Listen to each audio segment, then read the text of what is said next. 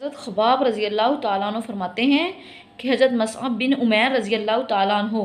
احد کے دن جب شہید ہوئے تو ان کے پاس صرف ایک چادر تھی،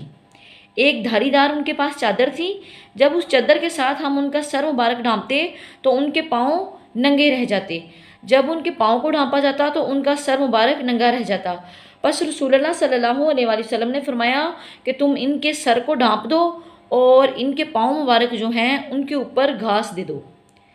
ایک اور روایت میں ہے کہ حضرت سعد بن ابی وقاص فرماتے ہیں کہ حضرت عبداللہ میرے پاس آئے اور کہنے لگے کہ اے اللہ کے محبوب صحابی سعد، آؤ ہم اللہ کے حضور کچھ دعائیں کرتے ہیں۔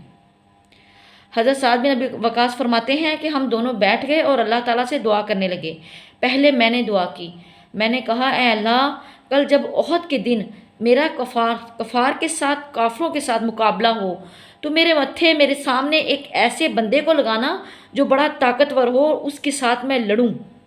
اور میں صرف تیرے اور تیرے رسول کی رضا کے لیے لڑوں۔ اے اللہ، میں تیری خاطر اس کافر کے ساتھ جنگ لڑوں، اتنا لڑوں کہ میں اس کو قتل کر دوں اور اس کا مال میرے حصے میں آ جائے۔ حضرت عبداللہ رضی اللہ تعالیٰ عنہ نے فرمایا آمین۔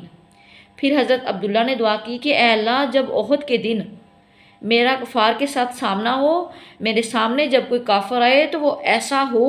بڑا طاقتور ہو، لڑنے والا ہو، میں اس کے ساتھ جنگ لڑوں صرف تیری رضا کی خاطر اور تیرے محبوب صلی اللہ علیہ وآلہ وسلم کی رضا کی خاطر۔ اتنا میں اس کے ساتھ لڑوں کہ وہ مجھے قتل کر دے، میرے ناک کاٹ دے، میرا ناک کاٹ دے، میرے کان کاٹ دے۔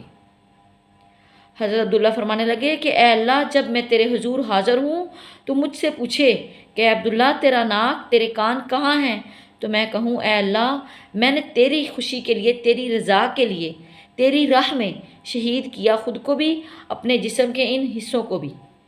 حضرت سعد بن ابی وقاص فرماتے ہیں کہ حضرت عبداللہ کی دعا میری دعا سے زیادہ بہترین تھی اور وہ احد والے دن شہید ہو گئے۔ اللہ تعالیٰ ان کا بلند سے بلند مقام عطا فرمائے انہیں۔ بات فلسطین کی ہو رہی ہے کہ جو مسلمان فلسطین میں بے قصور شہید ہو رہے ہیں، معصوم بچے، عورتیں، ان کی تکلیف کا اندازہ ہم ہرگز نہیں کر سکتے۔ ہر اس بندے کو تکلیف کا اندازہ ہوتا ہے جس کے اوپر خود گزری ہو، لیکن مسلمانوں کو یہ حکم ہے کہ تم کفار کے ساتھ جنگ لڑو۔ اگر جنگ نہیں لڑ سکتے تو رسول اللہ صلی اللہ علیہ وسلم نے فرمایا تم اتنی ہمت کرو کہ ان کو برا ہی کہہ سکو، اگر برا نہیں کہہ سکتے تم دل میں ہی ان کو برا کہہ سکو۔ اسی طرح مسلمانوں کے لیے بھی فرمایا گیا کہ تم ان کا ساتھ دو، ان کے ساتھ کھڑے ہو جاؤ۔ اگر تم ان کے ساتھ کھڑے نہیں ہو سکتے تم ان کے لیے دعا کرو،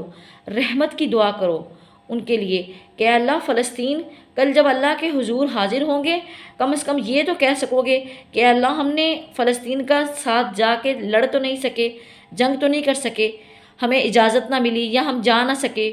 کوئی بھی مسئلہ ہے، لیکن اے اللہ، ہم نے سچے دل سے رو کر تجھ سے دعا کی تھی کہ اللہ، فلسطین کے جو مسلمان ہیں ان کے حال پر رحم فرما، ان کے لیے ایسے فرشتے نازل فرما جو ان کی مدد کر سکیں، ایسے لوگ اللہ فلسطین کے ساتھ کھڑے فرما جو ان کو بنی اسرائیل جیسے بدبختوں سے نجات دلا سکے۔ اے اللہ، فلسطین کے مسلمانوں کے حال پر رحم فرما، انہیں ہمت اور طاقت عطا فرما، اور طاقتور مسلمان لوگ جو ہیں ان کے ساتھ کھڑے فرما، انہیں نجات دلا، فلسطین کو بھی اور کشمیر کو بھی اور جتنے جہاں مسلمان پریشان ہیں ان سب کے حال پہ رحم فرما۔ ربنا اغفر لی ولی والدی وللمؤمنین یوم یقوم الحساب۔